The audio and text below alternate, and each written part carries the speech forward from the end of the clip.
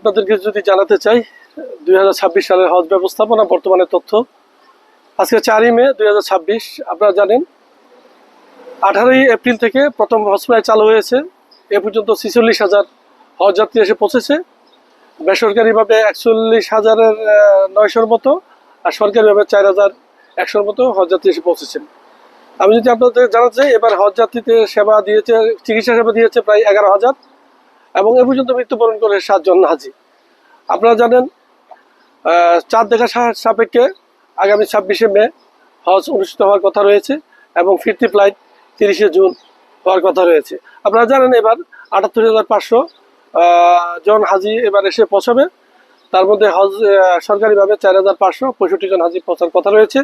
এ পর্যন্ত প্রশাসনিক কর্মকর্তা এবং চিকিৎসা সেবার জন্য কিন্তু অলমোস্ট সবাই এসে পৌঁছেছে এখানে। আমি যদি আপনাদের জানাচ্ছি, এবার কিন্তু সৌদি সরকার কঠোরভাবে হস্তক্ষেপ করছে।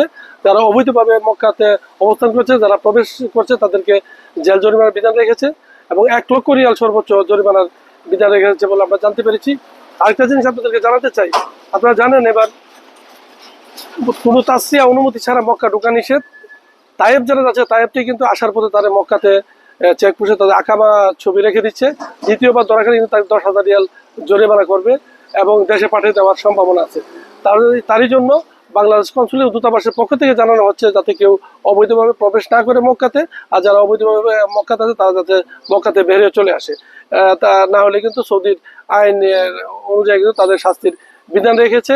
তার জন্য এবার সৌদি সরকার চাচ্ছে এবার যে হজ ব্যবস্থাপনা সর্বোচ্চ শান্তিপূর্ণভাবে সুন্দর করার লক্ষ্যে কিন্তু তারা সেই প্রত্যয় ব্যক্ত করেছেন। এই ছিল সৌদি আরব থেকে সর্বশেষ তথ্য।